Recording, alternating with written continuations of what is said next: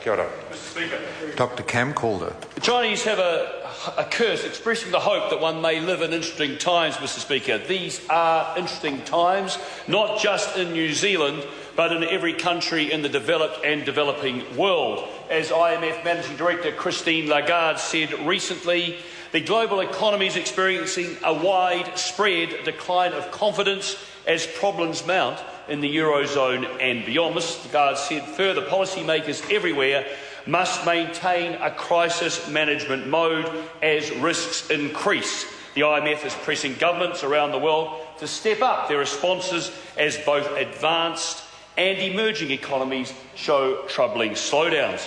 Mr. Speaker, here in New Zealand, the government is resolutely focused on guiding our economy through these troubled times.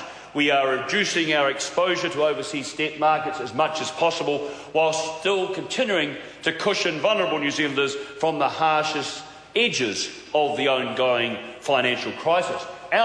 We've got lots to be happy about and thankful for. Our GDP grew 0.6% in 3 months to the 30th of June. This took annual growth to 2.6%, the highest rate since 2007. The first half of this year has seen GDP growing at 1.6%. New Zealand's economy is performing better than Japan, the US, UK, France and Germany, and growth in this last quarter is on par with Australia.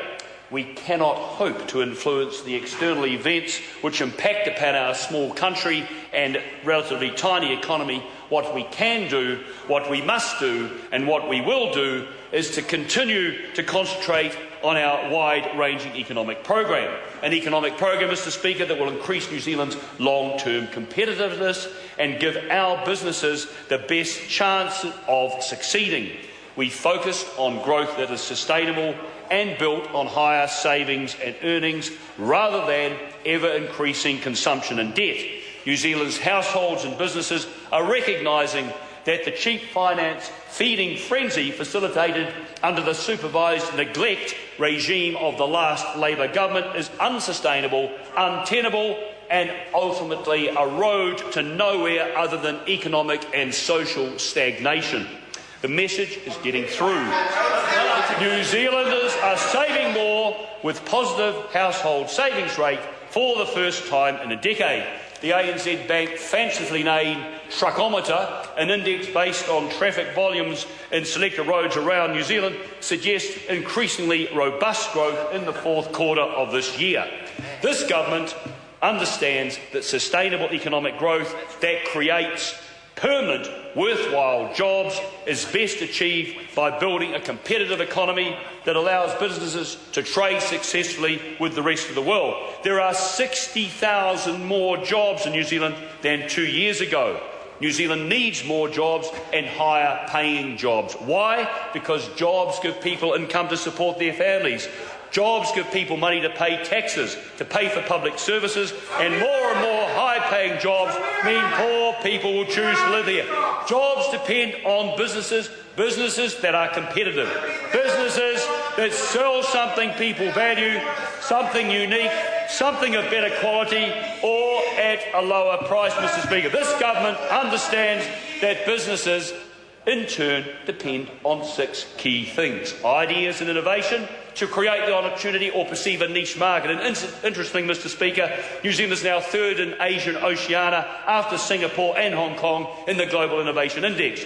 Money to build the business, in other words, access to capital, access to necessary raw materials and resources. Businesses depend on having skilled people to work in them, infrastructure such as reliable electricity, broadband, transport and networks like that, and customers who want to buy the products.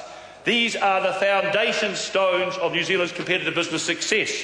The opposition are constantly searching for quick fixes.